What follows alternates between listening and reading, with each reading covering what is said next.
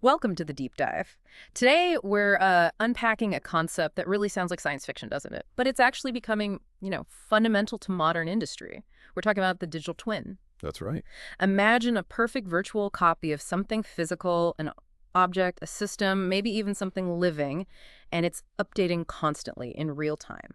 That's what we're diving into. And it's fascinating because this idea, it's maybe, 15 years old in terms of serious discussion, Hmm. but it's really matured. It's now seen as a key technology for driving smart manufacturing, Industry 4.0, all of that. Right. Our discussion today is really grounded in a pretty comprehensive review of where things stand. It's called Digital Twin in Industry by Fei Tao and his colleagues. Okay, so our mission here is pretty straightforward. We want to give you a clear, solid understanding of what these digital twins actually are, how they work, and importantly, where they're making a real difference. Basically, a shortcut to getting you properly up to speed. So let's start there. Beyond just virtual replica, what is a digital twin when we get down to the details? How has the idea evolved? Well, the absolute core is this seamless connection, this integration between the cyber world and the physical world.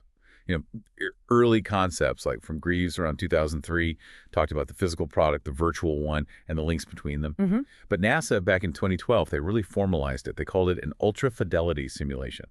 Think of it as an incredibly detailed digital model Okay. that mirrors the real-time state of its physical counterpart.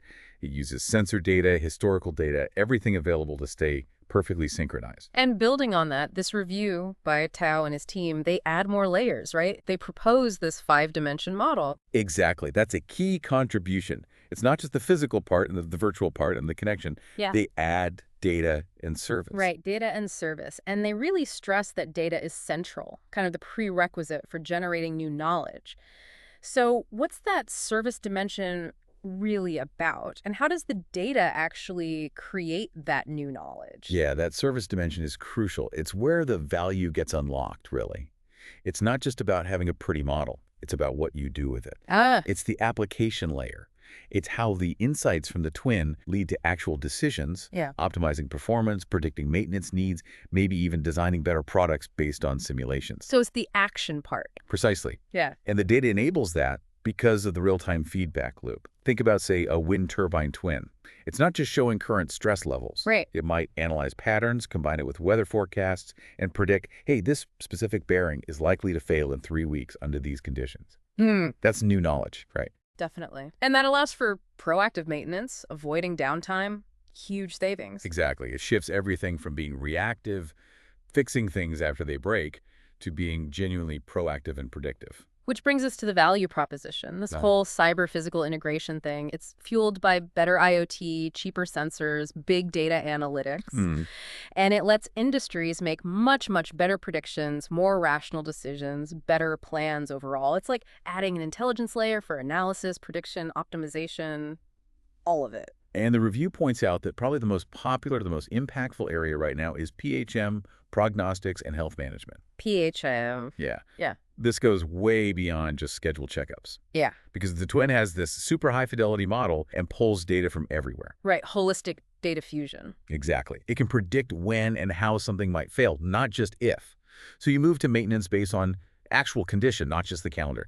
Aerospace saw this early on, predicting structural life in aircraft, tire wear. And the applications now are just so broad. You mentioned GE using them for wind farms, locomotives, Yeah. but then you see it in healthcare, streamlining how hospitals run, planning beds, allocating staff. That's amazing. It is. And Siemens is using them for power grids, even wastewater plants. BP's monitoring remote oil and gas platforms. IBM's looking at autonomous vehicles, engine analysis to prevent breakdowns, design more efficient engines. Yeah. It's really everywhere. Wow. Okay. But it can't all be smooth sailing. What are the roadblocks? The challenges still out there. Oh, absolutely. Mm. Despite the rapid growth, there are definitely hurdles.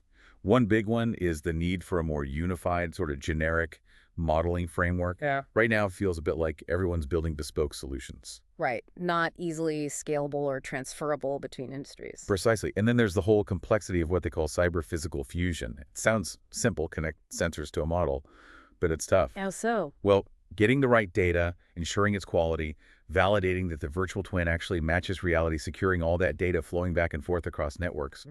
Security must be huge. Massive. Right. And just the sheer computational load of processing potentially vast amounts of real-time data. These are significant technical and logistical challenges that still need a lot of work. Okay, so wrapping this up, what's the big takeaway here? Digital twins are clearly more than just a buzzword. Absolutely. They are fundamentally changing how industries operate, designing things, making things, maintaining things, whether it's an airplane engine or planning hospital capacity. It's about using data to build these intelligent, responsive learning systems. And it's moving beyond just the super high-value, complex equipment, too. That's right. The trend is towards broader application. So we'll leave you with a thought to chew on.